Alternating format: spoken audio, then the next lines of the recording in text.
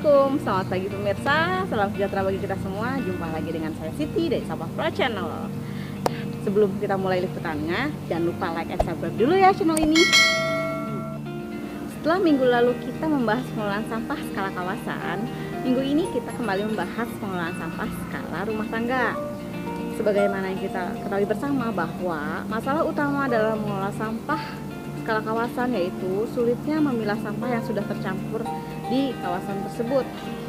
Sehingga kalau kita melakukan pengolahan sampah dan pemilahan sampah organik di tingkat rumah tangga, maka sebagian besar masalah yang kita hadapi akan bisa terselesaikan. Karena dalam video kali ini kami akan kembali membahas pengolahan sampah di tingkat rumah tangga, tapi dengan metode HSL yang baru, yaitu dengan metode HSL pot bunga. HSL pot bunga diciptakan berdasarkan komentar, kritik, saran, dan masukan dari warga yang sudah menggunakan HSL dengan sistem tong. Nah, daripada lama-lama, yuk kita mulai penggunaan praktek dengan HSL pot bunga yang baru ini. Yuk kita ikutin. Adapun cara pembuatan HSL pot bunga ini yaitu pertama, kita siapkan alat dan bahan. Di sini kita lihat, kita perlukan yaitu pot bunga ukuran 30 sebanyak 12 buah. Kertas, bisa berupa kertas, koran, atau kardus. Sendok pengaduk, bisa diganti dengan sendok semen. Wadah untuk nanti sampah organik. Ember yang nantinya sebagai tempat tanah atau kompos atau pasir yang akan digunakan. Nanti fungsi dari masing-masing ini akan dijelaskan sambil proses berjalannya praktek HSL pot bunga ini. Yuk kita coba. Proses pembuatan HSL pot bunga ini, yang pertama ambil satu buah pot bunga, kemudian kita lapisi bagian bawahnya dengan kertas atau kardus. Nanti fungsinya sebagai alas untuk menghindari rembesan air sampah yang keluar dari pot. Kemudian isi pot dengan tanah, kompos, pasir, atau apapun, tapi untuk kali ini kita gunakan tanah. Isi sekitar 3-5 cm.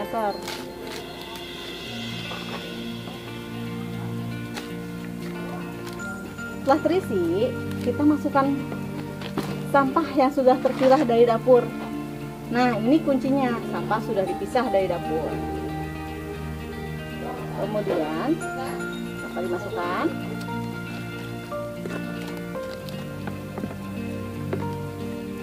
Nah, timbun sampah dengan tanah sampai tidak ada bagian sampah yang tidak terlihat. Jika pot bunga belum terisi penuh, maka keesokan harinya sampah bisa dimasukkan kembali ke dalam pot yang sudah terisi tanah. Nah, kita masukkan ke pot yang sudah diisi sebelumnya.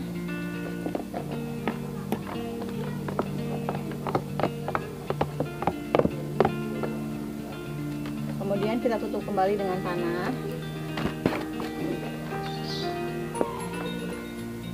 Sampai sampah tidak terlihat lagi.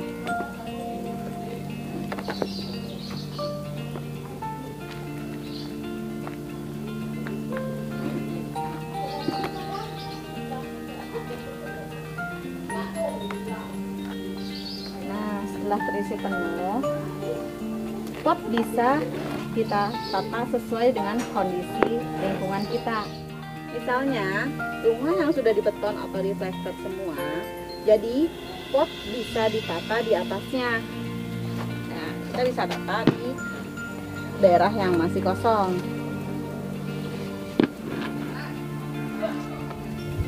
Nah, atau dengan penataan seperti ini, ditata sesuai hari sampah kita produksi.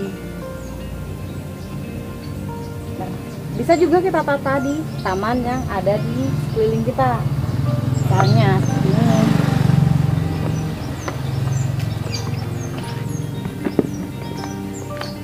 Bunga pot sampah, bunga pot sampah. Jadi kita bisa menatanya seperti ini.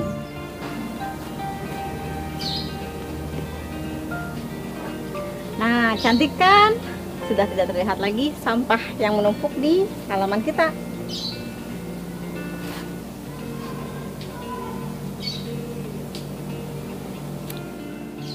terpenting dari HSL pot bunga ini tidak diacak-acak oleh binatang seperti kucing, tikus, ayam, dan lain sebagainya.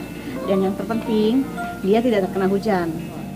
Untuk jumlah keluarga berjumlah 7-8 orang, ukuran pot 30 cm ini bisa digunakan selama 2 hari. Jadi untuk satu pot kita bisa menggunakan 1-2 hari. Karena proses pengomposan yang kita rencanakan selama 24 hari, jadi kita memerlukan pot HSL ini sebanyak 12 buah. Mengapa 24 hari? Karena pada fase 21-24 hari itu kompos sudah hampir jadi dan sampah sudah tidak terlihat lagi karena sudah terurai. Dan yang terpenting, sampah tidak bau, tidak menjijikan lagi, dan yang pasti belatung sudah tidak muncul lagi. Dan jika muncul masalah bau pada pot HSL ini, kita bisa deteksi satu persatu. Jika ada salah satunya yang bau, bisa kita tambahkan dengan tanah atau pasir atau kompos. Dan jika muncul belatung, bisa kita tambahkan menggunakan tanahnya atau kita angkat tanahnya. Setelah 21-24 hari, kompos sudah bisa dipanen. Itu dengan cara dibongkar, kemudian diangin-anginkan selama 1-2 hari, tergantung dengan cuaca. Ini contoh kompos yang sudah diangin-anginkan selama 1-2 hari. Kemudian kompos ini bisa kita gunakan sebagai timbunan di hari pertama fase kedua atau hari ke-25. Jadi untuk siklus berikutnya kita tidak memerlukan tanah lagi. Kita tinggal menggunakan kompos yang sudah jadi di fase sebelum-belumnya itu. Nah, mudah kan? Sekarang kita lihat, ini merupakan TPA, tempat pembuangan akhir dari sampah organik sekaligus pabrik kompos yang kita buat. Kalau semua rumah tangga melakukan pengelolaan sampah organik di masing-masing, mungkin kita tidak perlu atau tidak memerlukan lagi TPA yang cukup besar atau luas. TPA hanya digunakan sebagai tempat pemusnahan sampah residu seperti Pampers, pembalut wanita, dan saset-saset lainnya yang tidak bisa diolah kembali.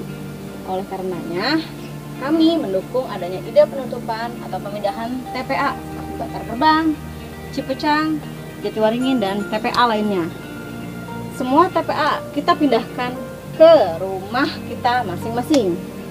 Mari kita ciptakan kota tanpa sampah, the city without downside. Demikian video kami kali ini, semoga bermanfaat. Dan seperti biasa, jika ingin berlatih atau ingin didampingi tentang penerapan HSL pot bunga ini, bisa hubungi tim sampah profesional di kolom deskripsi ini. Ayo kelola sampah kita dengan bijak. Salam dari kami, Sampah Profesional. Keep clean and keep healthy.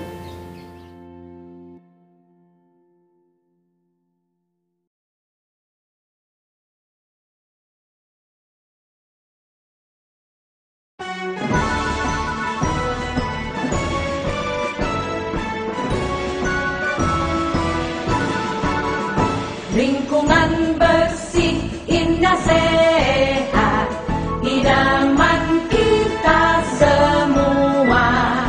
Jangan biarkan sampah berserakan, mari bersihkan. Perilaku mengurangi sampah, perilaku terpuji. Perilaku memilah sampah, perilaku teladan. Perilaku mengkomposkan sampah, perilaku terhormat. Perilaku mendermakan sampah, perilaku mulia. Sampah kurangi, sampah pilahkan, sampah komposkan, sampah dermakan. Sampah kurangi, sampah pilahkan, sampah komposkan, sampah dermakan. Lingkungan bersih, indah, sehat, terasa bahagia. Lingkungan bersih, indah, sehat, terasa bahagia.